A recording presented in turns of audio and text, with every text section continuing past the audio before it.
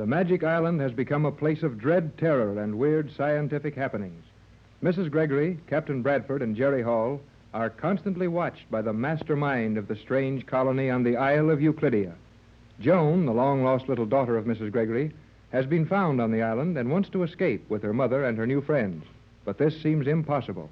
Captain Bradford is confined in a cell. And as Jerry talks to him through the solid, yet translucent wall, the captain chokes, seizes his throat, and falls. Captain Bradford! Tex! What happened to you? Oh, gee, I gotta do... Joan told me not to touch this wall. It's charged with electricity. But I've got to do something for Tex. That crazy old scientist G47 has done this. I'll find him. Help! Somebody! G47! Joan! Mrs. Gregory! Help! Mrs. Gregory! Help! Here I am, Jerry. What's the matter? Come here quickly, Mrs. Gregory. Hurry! What's happened, Jerry? You look badly shaken up. Captain Bradford. Tex, in this cell. Something choked him. Oh. He choked and fell down. Where is he now? Right here, in this cell. We've got to do something for him. Don't touch that wall. It's charged. I didn't go in there, but here comes G47 now. He'll know what to do. Did he do this to Tex? I think so. Tex and I were talking about... What is all the screaming about, you young fool? What is going on here? You know what's going on. What have you done to Captain Bradford? I have done nothing to him. I have ways of knowing what is going on in the cells. I heard this young fool and the captain plotting against me. But what did you do to the captain? I did nothing to him. You did, too. He was talking to me, then he started to choke. He grabbed his throat and fell over. So? There is something wrong here. Come with me. We'll have a look in this cell. I ordered nothing done.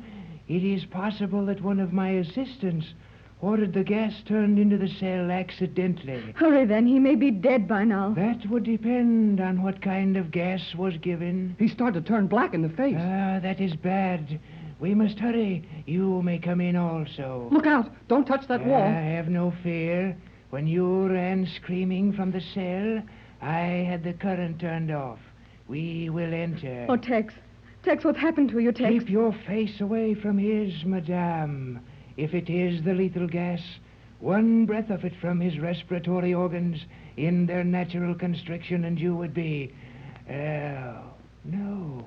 He breathes. Strange. What could have happened? Well, let's do something. Yes, anything, only hurry. Well, something is amiss here. I have never had an accident like this. You, young man. Yes? Do you know artificial respiration? Sure I do. Administer it at once. I have cut all communication to this cell. I must return to my quarters to establish contact with the laboratory again. I will have aid here in less than 90 seconds. Work fast, Jerry. I know how to do it. Let me help. Quiet, both Why, of you. he Tex, you... Quiet, I said. We have just about a minute. He said all communication was cut off from this cell, so no one will overhear us. I'm all right. Just faked this so Jerry would run out yelling and give us this chance. You sure scared me. All right, hurry. You have a plan, Tex. What is it? We'll never get this chance again, so listen closely. At all other times, they can see and hear all we do, no matter where we are on the island or on the yacht. But they must have something to protect themselves against the very thing they have developed. I don't see... I do. They figure someone else might be smart enough to invent rays and beams and all that, and they have something that will stop all those things. Exactly, son. Now, here's a plan. We'll find out what that material is. It's either cloth, wood, or metal, which shields out all rays and cannot be dissolved by gases or light rays. And sound and visibility will not penetrate it. We'll get our hands on some of that stuff. Pick an excuse to spend our time on the yacht, smuggle that material aboard, and use it to shield our radio while we signal the world, or escape from here. Now, you got all that? Every word of it. And I'll get G47 to take me on a tour of all the machines and laboratories and find out what it is. I'll work too, Tex. Maybe Joan will know. Quiet. I think I felt a vibration through these walls. Work on me, quick. Gee, Mrs. Gregory, he's breathing all right, but he doesn't seem to wake up very fast. Oh, Jerry, what can we do? Why doesn't help come? There is no need to worry, madame. And you, Hall, you may cease trying to tear the captain's arms out by the roots. What's it all about? We can't wake him. Do something for him. If he dies, I'll get you for this G47. Your threats are foolish, and you know it. You cannot harm me. Never mind that. What happened to Tex? One of my assistants in the laboratory R3 was working with a new 800-second paralyzing ray. A beam of it must have escaped and cut through this cell. Then Captain Bradford will be all right? You mean he'll come out of it just like Joan and I did? Yes, he will.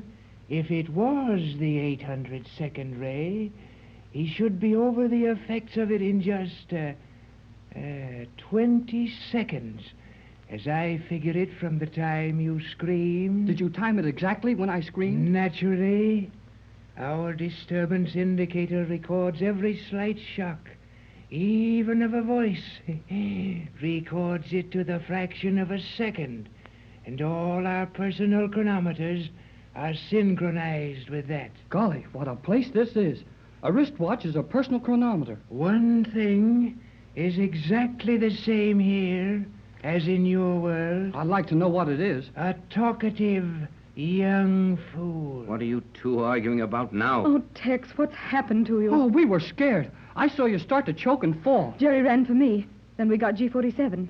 He says it was an accident. I don't like your accidents, Chief. It was entirely an accident. Nothing will happen to you. Nothing of a serious nature. So long as you remain quiet and do not attempt to escape. Oh, but this is most irregular. So regular enough for me, all right. I'm not in the habit of choking myself to sleep. Ah, that is the irregularity I refer to. You, Jerry Hall, when the 60-second ray was turned on you, you did not choke, did you? Why, no. Ouch!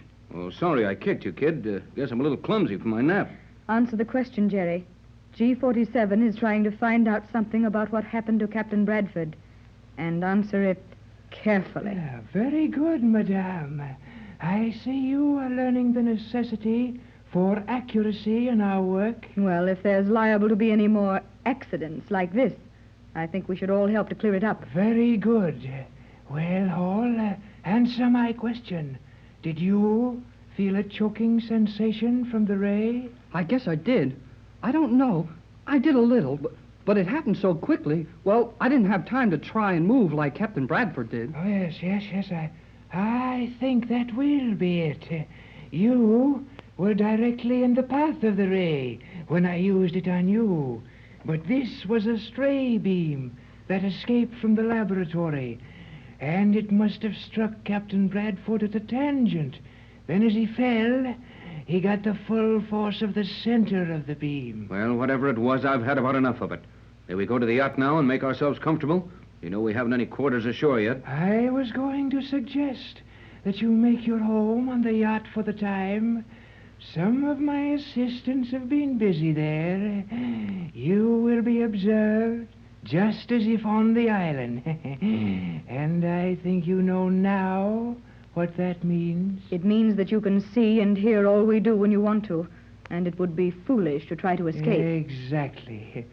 I may build you permanent quarters on the island tomorrow. Oh, but it takes nearly 1,800 seconds to build a proper apartment for a lady. I cannot spare my assistants tonight. Boy, half an hour to build a house and he's too busy. All right, may we go now? I said, where is he? He's gone, just like a breath. You forget, you can step through any of these walls if the juice is turned off. The walls all move without a sound. Good boy, Jerry. Keep a level head on your shoulders. We mustn't let this weird stuff get us to believing in ghosts. That wouldn't be hard to do after seeing and hearing these things. But we must remember that these people are merely clever scientists, and all they have done, we can do. Now you're talking, Mrs. Gregory. We can figure it all out if we don't get too excited. And I do believe one thing that old Frankenstein told us. Well, he doesn't bluff. And in his position, he doesn't have to lie to us. So we'd better believe all he tells us. Yeah, but I meant what he said about being safe as long as we don't try to escape. It was surely lucky you kicked me when we were talking about... Ouch! Oh, gee, I'm sorry. Watch it, son. Now, Pat, you and Jerry come with me. We'll go back to the yacht for the night. I wonder if they'd let Joan stay on the yacht with us. If not, I'll spend the night with her on the island. I imagine it'd be all right, unless she knows too many things about the island. Things she might tell us. I'll go see G47 and ask him. May I go, please? You and Captain Bradford go down to the yacht, and I'll get Joan and bring her down there. We'll hurry over to the yacht, Tex. I can fix my cabin up nicely for Joan, and I want to get some pictures to show her. Funny place, this island. Seemed about half a mile when we sailed around it, but it's only a few steps to walk across it. They've certainly used every inch of space here. The whole thing is weird, even the names. Euclidia, G47, Cleostra. Oh, Tex, if we ever get back to the world, what a story we can tell. If we ever get back. We'll get back. Jerry and Joan ought to be able to find what we were discussing. There are the lights of the yacht. Yonder. I wonder where the skipper is. Nothing would get him excited. He's probably having a good sleep in his bunk, waiting to wake up and find it all a dream. Well, here we are, just as we left it. What? Oh, the glasses again, eh? Someone took my glasses off, too. I didn't even brush against my skin. But why didn't we see someone before the glasses were taken off? There are many things on this island that even these glasses will not aid you to see. The young fools will be with you in a moment. Sleep well, my friends. I will watch over you. I will watch over you. Yes, and he will, too. It looks almost hopeless, Pat. Now, Tex, remember your own advice. Don't lose your head. Oh, I know it's all a lot of clever tricks, but they get on your nerves. Those glasses disappearing, for instance. G47 merely had to paint his hands and face, or wore a mask or gloves of some material which would not reflect visible rays through those glasses we had on. We're going to be allowed to see just what they want us to see, and no more. That old deck sure sounds good after walking without making a sound for so long. Sounds like we were back in our own world again. When Jerry and Joan get here... Say, Pat, I've got it. You remember what we decided? You mean what we could use to... Yes. Well, Joan has it. Has it with her right now. I don't understand. You will. In less than a minute, I'll be talking to you. And nobody on this island will hear what I say. When Jerry Hall, Mrs. Gregory, and Captain Bradford sailed from Los Angeles in search of a mysterious hidden island, they found Mrs. Gregory's long-lost little girl, Joan. The rest of their discoveries are almost unbelievable. The Gregory yacht was pulled to the island by a powerful magnetic force and is now tied up there, with all on board prisoners of the mad scientist, G47. Mrs. Gregory and Joan are in one cabin on the yacht, while Captain Tex Bradford and Jerry talk excitedly in the radio cabin. Yeah, I got it all right, but I still don't see where it's going to do us any good. Joan didn't come to the door of the cabin, did she? I mean, so that anyone could see she had her mother's dress on. No, she was so scared of what old G47 would do to her when he found out we had the dress, well, that she was ready to hide under the bunk. Well, we'll see to it that G47 doesn't have a chance to do anything to her. And we'll have to work fast, because by now someone on the island probably knows we have the dress and heard all we said about it. So hurry and get your head into it. No, not that way. Just pull the skirt over your head. That's better. Now I'll get under it, too. Good thing these dresses are plenty big and loose, but it's going to be mighty hot in there awful quick. And we'll be done with our little job mighty quick. What good can we do with this dress? You said just now they'd know we had it. We've got to hurry, so listen closely while I explain it. This is the nuttiest thing I ever heard of. What would people think if they could see us with a girl's dress wrapped around our heads, using it for a hood? Well, it may sound foolish, but the material of this dress of Joan's is the first ray of hope we've had. Now we can talk in safety and make a few plans for the first time since we hit this island. I knew there must be some way to talk in privacy here. You mean the stuff this dress is made of will keep out the sound waves? Or whatever it is they use to hear everything that goes on around here? Yes, Jerry, I'm sure of it. You know, a good scientist never compounds a poison without knowing the antidote, for his own protection, if nothing else. Likewise, a good scientist would never devise a weapon, gas, beam, or ray, one that would be almost universally penetrating or destructive, without first protecting himself, should his own invention ever be turned against him. But those sound waves they hear through walls and clothing, they're not destructive. Why, they don't hurt anybody, even if they do let old G47 hear all we say. That's true, but it makes everyone on this island virtually a prisoner. No one has any privacy, even in your own room. Every sound and action is recorded somewhere in their laboratories. Nevertheless, we may safely reason that G47 and his leading assistants, the brains of this mad setup, must have privacy. They conduct their experiments and discuss plans without the remainder of the colony hearing them. They must. But how do you figure the cloth this dress is made of is the stuff they do it? Every suit and dress on the islands, every bit of cloth I've seen here is the same stuff. But G47 put Joan to sleep with that harmless ray just as easy as he did me. And her dress is made of that stuff. Yes, but if you had been awake to see her get the ray, you would probably have seen him point at her head or hands. What is this cloth, anyway? I mean, where did they get it? We'll find out in time, but let's hurry with this plan. Someone might decide to board the yacht just to make sure we're behaving ourselves. Okay, Tex. What are we going to do? All right, here's the setup. When we get out from under this dress, we'll take it and put it over the radio. Be sure it's under and around the whole thing. I got it. Then one of us can put our head inside the dress and work the set. And G47 can't tell we're doing it. I'm going to let you do this. You know what to say to Johnson if you get him. Give him our position and say to stand by for information on how to rescue us. Tell him not to attempt rescue without instructions. Gee, then what can Johnson do if I do get word to him? He can't do anything now, but we've got to figure how to get control of the power on this island. We could use their knowledge for the greatest scientific age in the world. But I feel sure that their intentions are not to aid the world, but to destroy it. Oh, golly. Let's get going. Now operate the set on the usual wavelength, and I'll set the directional beam reflector due north. We're outside of the listening post around the inner circle of the island, and this beam won't make the slightest disturbance anywhere except due north. The set is all warmed up now. All ready now. All ready, son. And we'll just slip out from under this thing and cover the set with it. Then I'll go out on deck and stroll near this cabin door in case everyone gets curious. Go to it, and don't talk to me again. Don't say anything until you're covered up with that set. Inside this dress now. Then send the message. Now, out we go.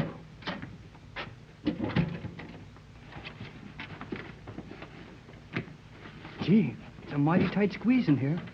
Guess I'm ready to go. J12C, J12C, J24Y to J12.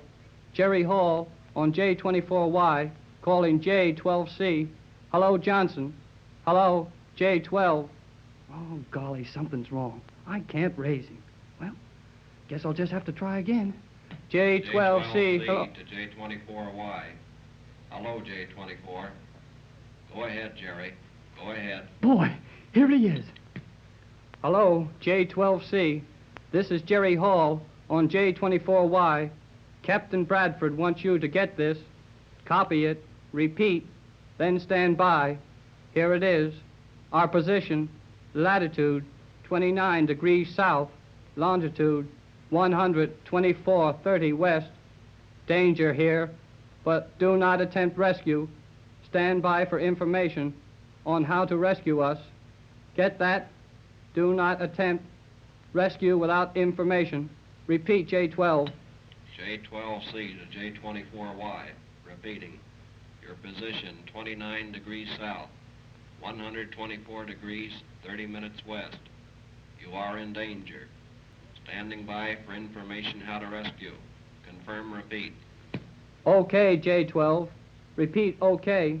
Jerry Hall standing by for Captain Bradford. That's all, J12. Now I can get out of this dress. Oh, boy. That feels better. Hello, kid. How did you enjoy your rest? Oh, I had a swell sleep, Tex. I dreamed I used this radio set again, but nobody was spying on me. I talked to Johnson in Los Angeles, and he knows we're here. Great dream, son, but there's no chance of it ever coming true the way we're watched. G47 knows all we say and do. I wonder. Maybe it's one of the crew. No, they're all asleep. Shall I open it? Wait a minute. I'll hide the dress. Oh, heck. I might have known it. You must pardon my rudeness in entering unbidden, but as long as anyone could have seen and heard all you were doing through the portholes you so kindly left open in every cabin, I surmised you were not discussing anything secret. Just discussing our situation here and wondering how long it'll be before we can get away from this island. You knew we would be discussing that without my telling you. Precisely. And even if I could not see that you have Cleostra's dress there, I would know that the material of the dress had been used for some purpose. How would you know that? Never mind that, Jerry. It's enough that he knows we were using it. And of course he knows why we were using it. You displayed some small intelligence in your ideas about the material, Captain. And you have undoubtedly discovered that the fabric is impervious to beams and rays of our sound and light transmission spectrum. I have. That didn't take much figuring. Tomorrow, you may visit the laboratories where the fabric is made. You may have enough of it to drape the inside and outside of this boat, if you wish. I have no desire to intrude upon your privacy. I merely came to warn you that while your childish and unsuccessful attempts to reach the outside world merely amuse me, your first successful attempt will mean your end. Well, we're going to try it just the same. You can't get away with this forever, and you know it. Steady now, Jerry. No use losing your head about it. Well, G47, I want to tell you plainly that if there is any way I can get my friends out of your grasp, I'm going to attempt it. You are a fool, Captain. A brave one, possibly, but nevertheless a fool. Your life would mean nothing to me. I happen to know better, for I have something you want. Yes, you clever meddler, you have. And you know that I will keep you alive until I wrest your secret from you. The only thing in the universe we Euclideans have failed to master. And as long as you live, I know that in some way, at some time, I will get your secret. Well, you can't torture it out of me, and you're not a magician. How will you do all this? The time will come when you will be glad to exchange your secret for the freedom of your friends and yourself. Nothing doing on that. If Captain Bradford has something you want, we'll stay right on your island for the rest of our lives. All of us. But you'll never get it. You see how it is, G47? You're just wasting your breath. Yes. And Joan wants to stay with her mother and the rest of us.